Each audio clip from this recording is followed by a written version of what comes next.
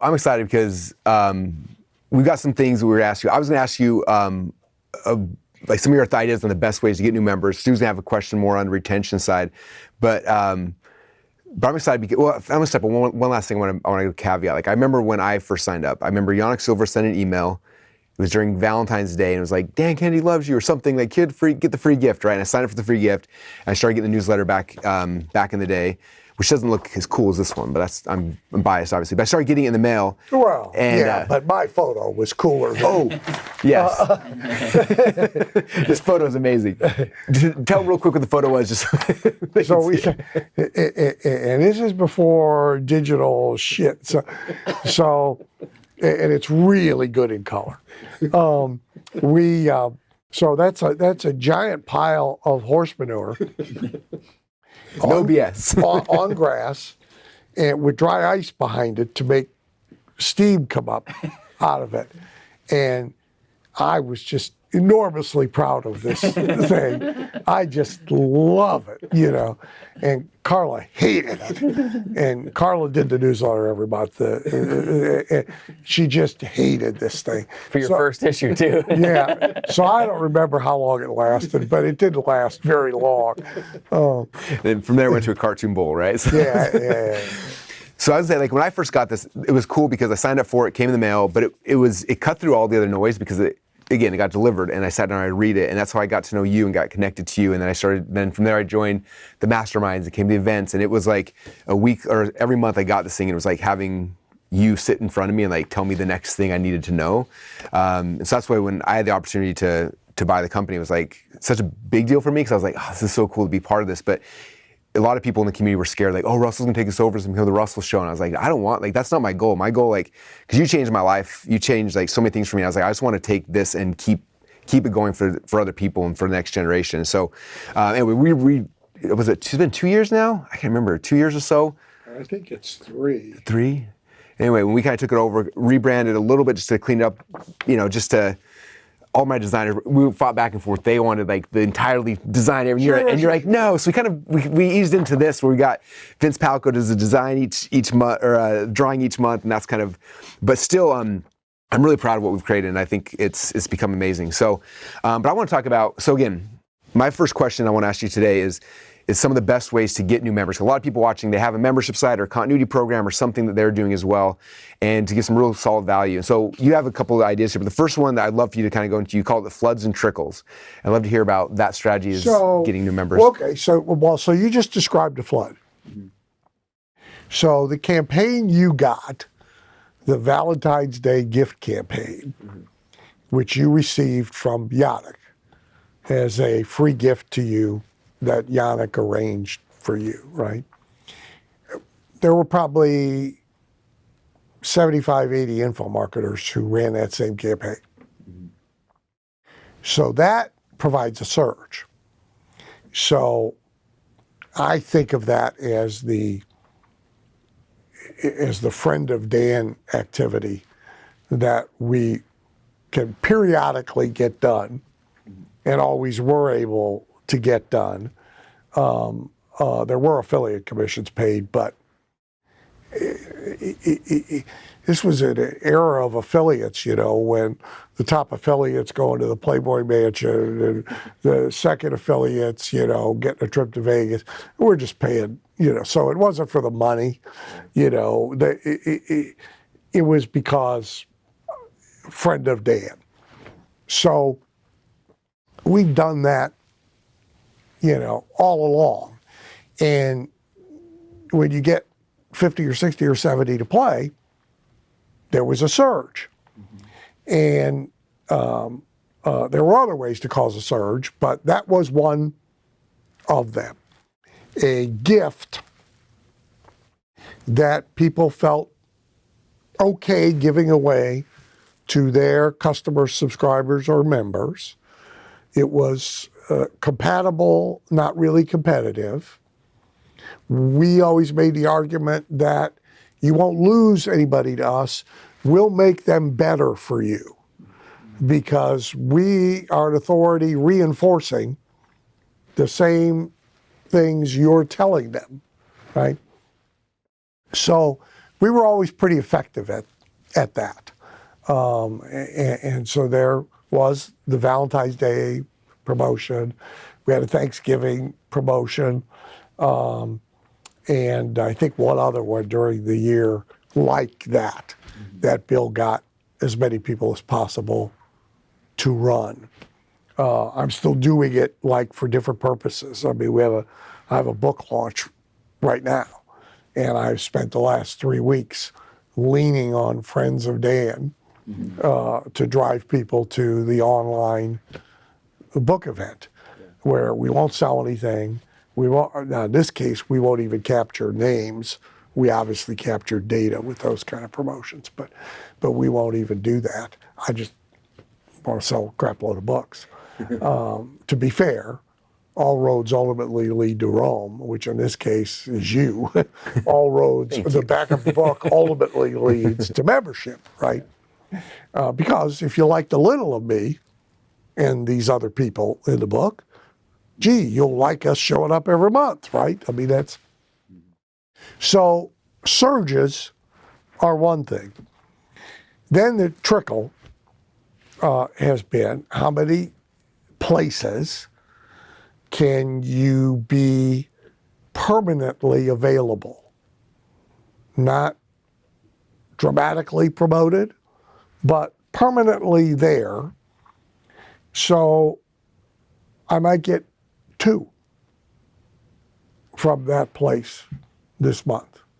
But if I got enough of them, it adds up. The founder of Coca-Cola, whose name now escapes me, said, I don't want 100 places that sell a lot of Coke. I want 1 million places that sell a Coke.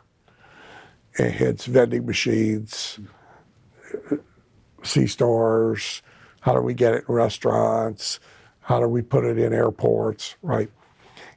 And so the trickle effect is, I sometimes talk about it as mention marketing. Where can you get, in this case, for years, then me and or Bill, the newsletter, mentioned on a consistent basis, right? 2 audiences that contain appropriate customers for us. So like, I don't care about being mentioned in the New York Times. I could care less. Investors Business Daily I care about, but say the old Success Magazine I care about. Entrepreneur I care about, but I knew about New York Times. So we worked a lot at that, at having a ongoing trickle of new members. And one of the reasons we invented MIFKI, most incredible free gift ever, was so that people had something to give away that they felt good about actually saying was a valuable free gift, right? And so we created that more for our trickle part of our marketing than we even did for our own. Interesting. So the floods are the big launches around a campaign. Yeah, like a product launch, for example, online. Yeah. Would always that was a flood, right? Because you either tied membership to it as force continuity. Yeah. This is one of the gifts you get when you buy this, or we sold it as the upgrade after the fact. So if you did a big online product launch, there's a flood of 200 members, 300 members, 400 members, 500 members, all at the same time. We would create events for that purpose. And I think that's an important piece of this. Like, for anybody watching who has their own membership or subscription, is being intentional. And we just heard Dan talk about 3 times a year, they would have an intentional promotion and campaign specifically to create the flood.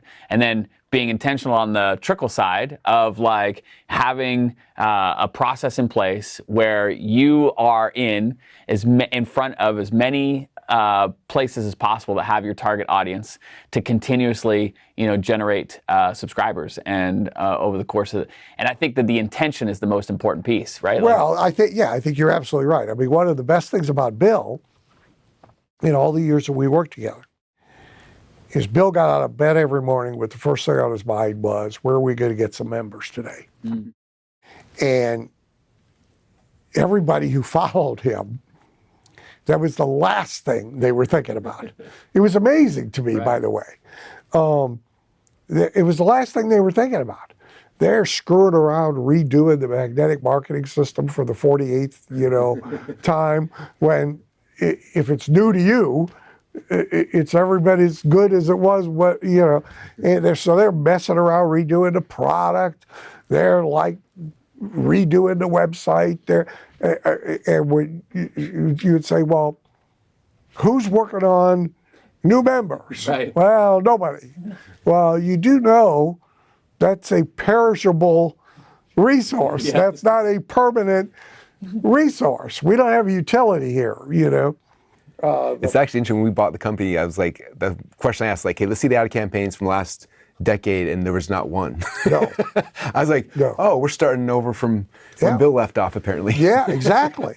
I mean, it was really a, kind of a parade of idiots in terms of understanding. We're running lots of ads, just you're fully aware. But this is an important point, though, that I do think just gets missed. Like, there's so many distractions. Like, you talked this morning about distractions and taking away from, like, what's important in the business. Like, in a subscription and membership business, How many people joined today? one of the most foundational pieces is new members. Like, you don't get any new members in, it doesn't matter, the business ain't going to grow. Yeah, look, you're losing some Right. when we talk about retention. I don't care how good you are, Yep. right? I mean, you could be making it millionaires and fixing their sex life, and you're going to lose members. Right. First of all, some die. Okay, some sell their companies and get out of business. We're losing lifer members that way now. The ones that are my age, 10 years younger, that have been with me some even younger than that. There's like every week somebody sold their company. Yeah. And I'm getting thank you very much. We just sold the company for $55 million, and it wouldn't have happened without you. And by the way, you probably won't be seeing us anymore at the events and stuff because we're off to the mountains, right? Cancel my subscription. Yeah. Well, I don't see that part of it anymore, but it happens. Yeah. So you're going to lose them because they get out of the whatever they're in that attracted them to you in the first place, right? If you're publishing all about bird watching and Harold gets a new girlfriend who isn't interested in birds, Harold's gone, right? Because, so you lose members no matter what you do, right? Yeah. So you got to have a certain amount of new members just to stay even. Right. And then if you want growth, right, all things, you can grow, which is what some of the buyers did. You can grow the revenue by very aggressively squeezing the members you got to buy more, spend more, right? But you can only do that for a relatively short period of time, right? They begin to even resent it. Well, because now all communication is like a booty call, right? No communication is just the relationship. Yeah. And you can increase profits temporarily by cutting costs, right? But in many cases, you're cutting things that are necessary to maintain the longevity of the member, right?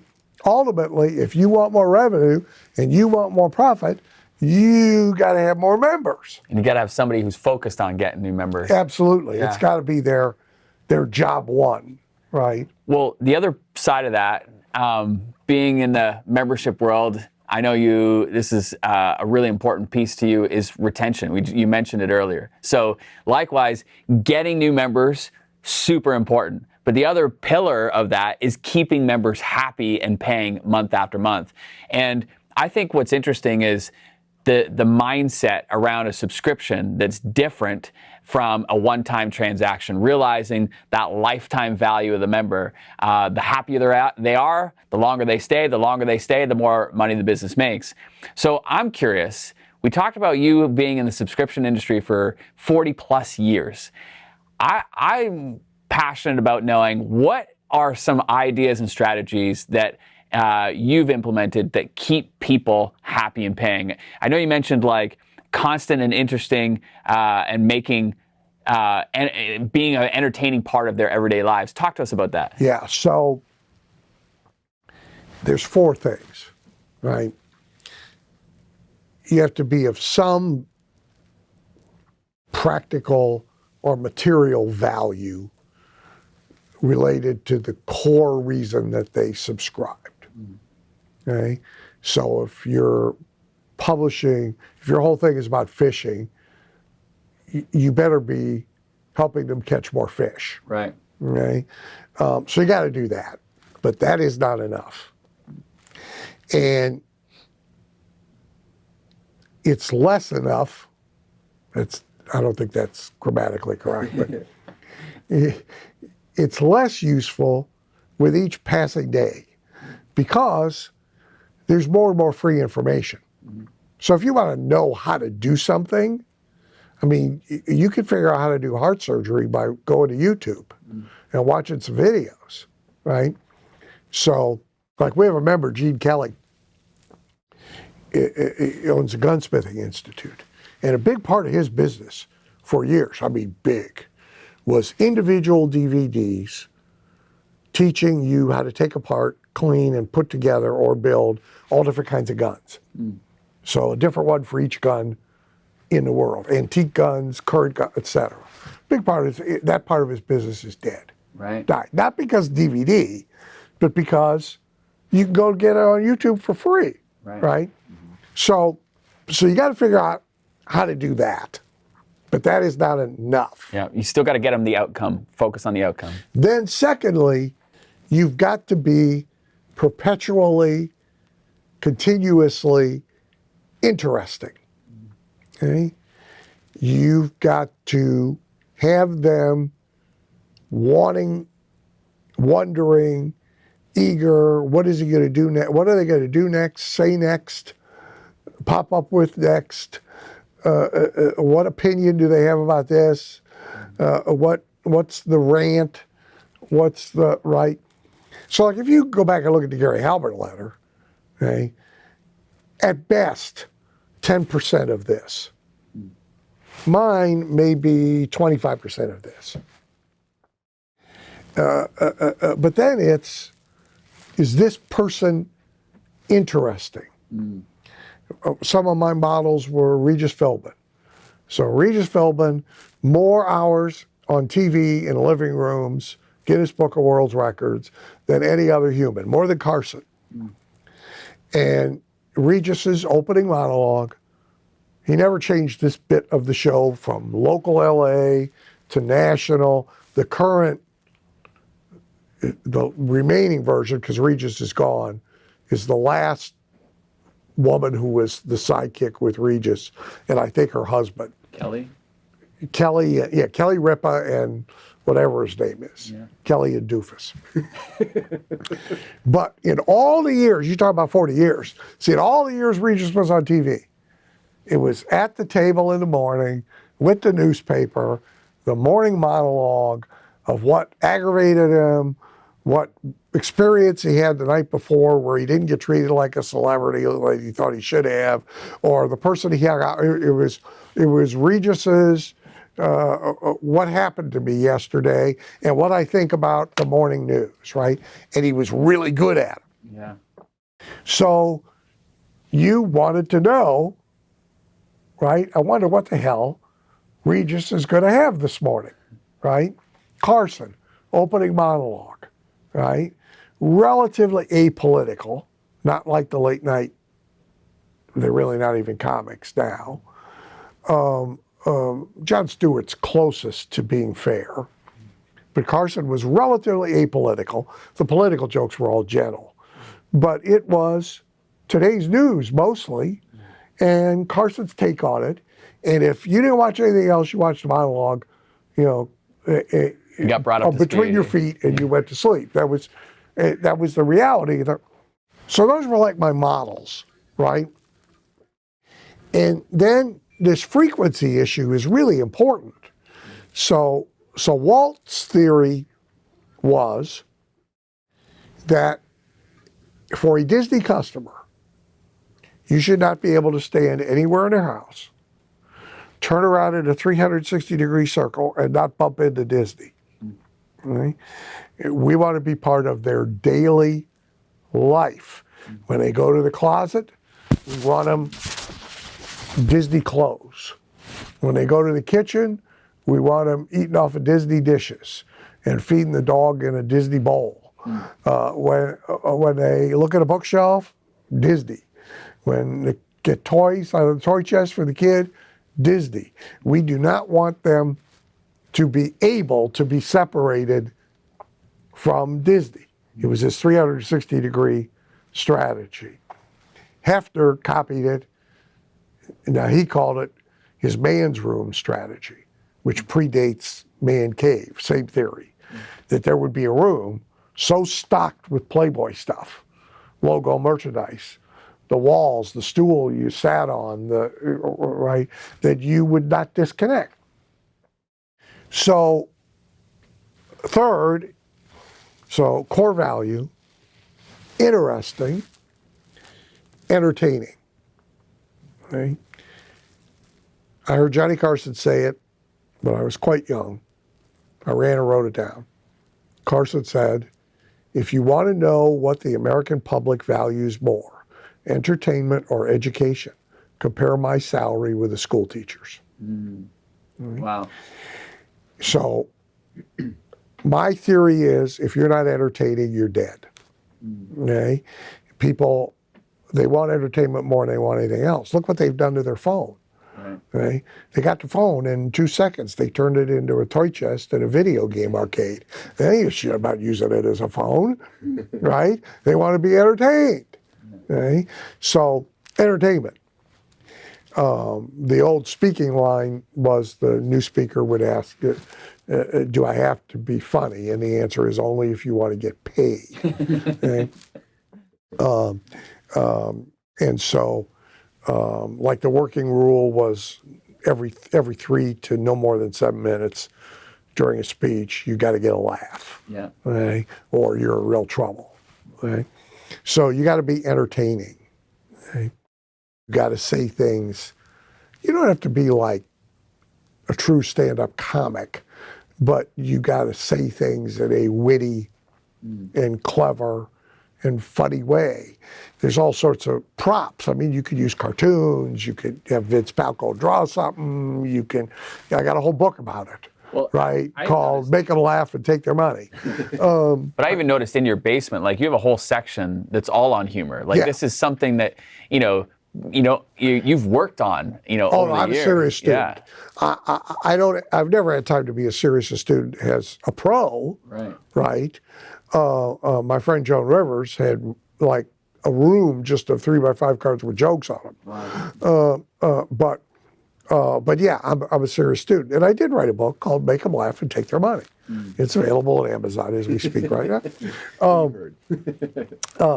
So you got to be entertaining, right? And fourth, you got to be there, which is Walt's strategy. You got to be there in their daily, a meaningful part of their daily life that they will miss. Okay? So the reason there's church every Sunday is because if they skip 3 weeks in a row, you never see them again. Okay? Frequency matters. Okay? And being part of their daily life matters. So there's all sorts of ways you do it. The personal development people, like they do it with rituals, right? Here's the affirmations that you repeat every morning while you look in the mirror 10 times, right?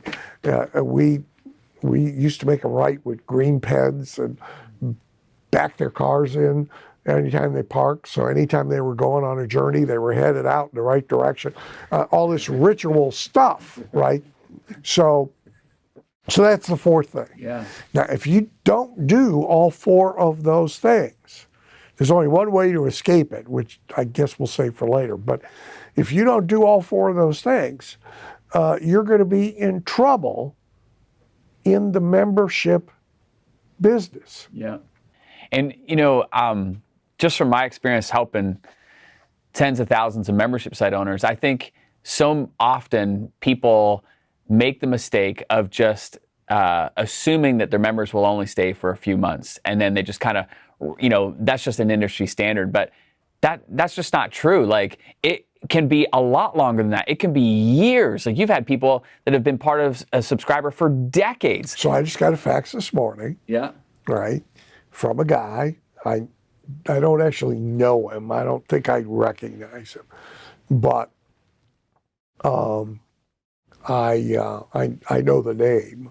Right, he's a lifer. I call him lifers.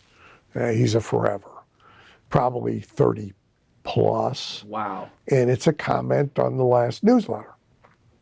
Now, so I learned from Halbert, you got to pay attention to your white mail. Okay? Meaning it doesn't have an order in it. It doesn't have a complaint in it. It's like fan mail. Okay? Because there are a percentage of members who not only feel this is a relationship, if you're doing it as a person or a group of people, that this is a relationship, but they want recognition. They want like a gold star, right? And if that's ignored, it's a problem. Right. If that kind of communication gets email from an autoresponder that AI wrote, big mistake. Yep. Sorry, somebody's got to devote some time to this. So he will get a fax back. Now, all I'm going to do is scribble a note on it, because it doesn't require any more than that for him to be happy. Yeah. Right? That, yes, Dan actually saw it and acknowledged me. And that's a big thing. Yeah. I remember the very first one of your events I ever went to, you had everyone like stand up. Like, who here's been in my world for more than a year or 5 years, all the way back. And by the end, it was like 40 years and there's still like a dozen people still standing. I remember your comment was like, I haven't said anything new in the last 40 years. But you're like, but it's these things, the entertainment, the connection, like all those kind of things is what they stick for, it's right? The relationship that gets formed. It's fascinating for me. It's just like, it starts with the outcome that they're after. They want to improve their business. But because you said, but if you only are focused on that one element, then you're going to lose them after a period of time, because it's like a commodity. They can go other places for just that. swap it out. But like, it's the relationship that's wrapped around the entertainment and them being involved in their everyday lives. Yeah. What's Dan going to say next? That's why you were so fascinated. Like, it was so funny, like seeing you come in here, because we're both been students of marketing for taking pictures decades, of everything. and we're just like, oh my gosh, and we're taking pictures of books and asking you about this and that, and it's just a part of the whole story. Oh yeah. Yeah. So cool.